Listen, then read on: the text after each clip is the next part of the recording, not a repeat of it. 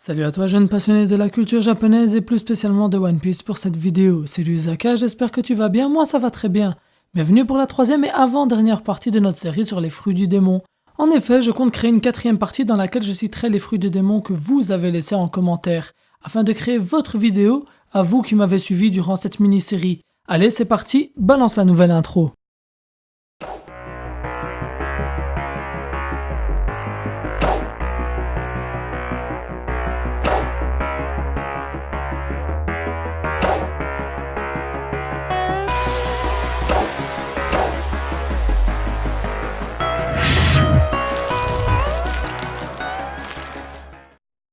Bon, vous connaissez la routine, nous allons commencer par définir ce qu'est un fruit du démon de type Paramecia. Le Paramecia est l'une des trois catégories de fruits du démon dans l'univers de One Piece, il s'agit de la plus répandue dans le manga. Ces fruits du démon peuvent accorder trois différents types de pouvoirs à son détenteur. Il peut donner la capacité de créer de la matière comme Mista Asri par exemple ou encore Trebol, nous parlons de Paramecia productif. Il peut modifier le corps de l'utilisateur comme notre Luffy, Buggy, Bellamy, etc. Il s'agit des Paramecia corporels. Et pour terminer, il peut donner la capacité de manipuler l'environnement ou l'entourage qui l'entoure, comme Gecko Moria, Law, etc., qui sont des Paramecia manipulateurs. Dans cette vidéo, je vais vous présenter 5 Paramecia dont au moins un de chaque catégorie. Le Paramecia des poils dans la catégorie des productifs. Son détenteur a le pouvoir de créer une quantité incroyable de poils avec laquelle il pourrait faire des trucs totalement what the fuck dignes de One Piece, comme recoudre des blessures, faire pousser des poils sur son corps pour se protéger des attaques, créer des perruques pour se déguiser même si ce n'est pas nécessaire. Et plus le fruit du démon peut paraître idiot, et plus on peut voir des trucs incroyables dans l'univers de One Piece. Je verrais bien un personnage d'origine portugaise le détenir.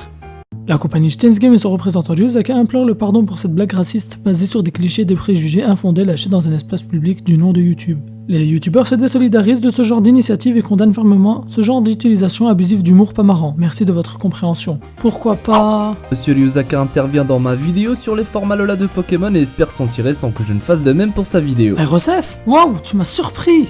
Vas-y, lâche-toi et fais plaisir, hein, t'es le bienvenu. Alors, je vous présente le fruit de la pensée, catégorie manipulation bien évidemment. Son détenteur aurait la capacité de lire les pensées dans un certain périmètre, voire même de contrôler des personnes.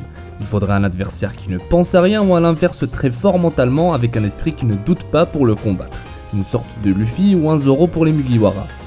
Le détenteur de ce fruit ne serait pas spécialement fort au combat 1 contre 1, mais serait un commandant de guerre très intéressant car ce fruit fera plus de ravages si l'utilisateur est encerclé de proies. On pourrait même voir un personnage tellement rapide le mettre KO avant même qu'il n'ait le temps de réagir après avoir lu dans les pensées de son adversaire.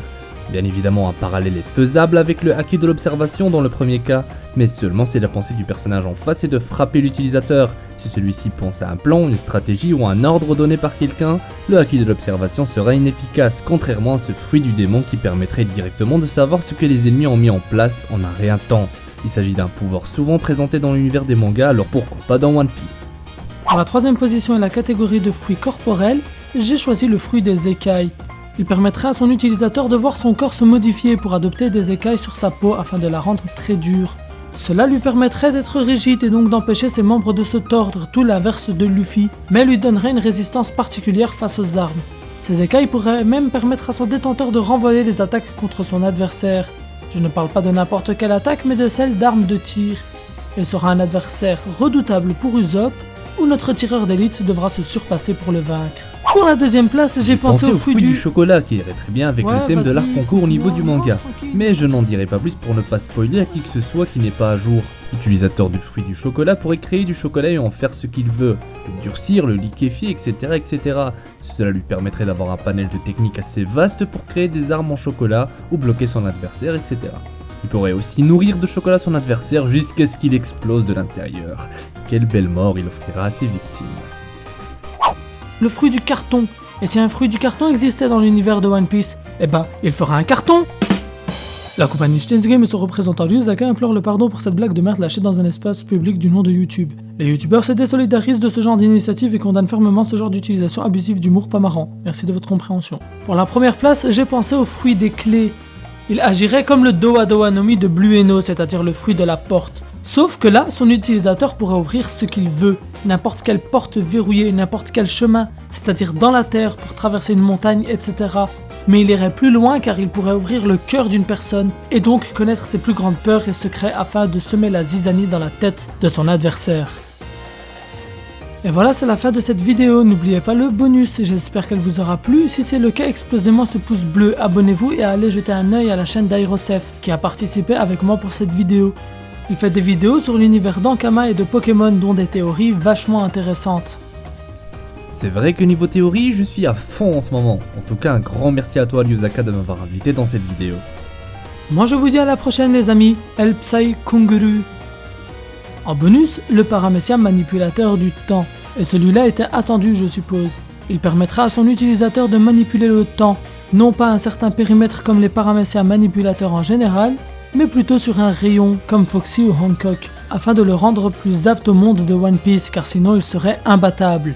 L'utilisateur aurait le pouvoir de gérer tout ce qui se trouve dans ce fameux rayon. Bloquer le temps, l'avancer, remonter dans le temps, donc on verrait le personnage revenir en arrière par exemple. Il serait vraiment puissant, mais cette capacité en rayon le rendrait plus accessible à ses adversaires car il suffirait de les éviter.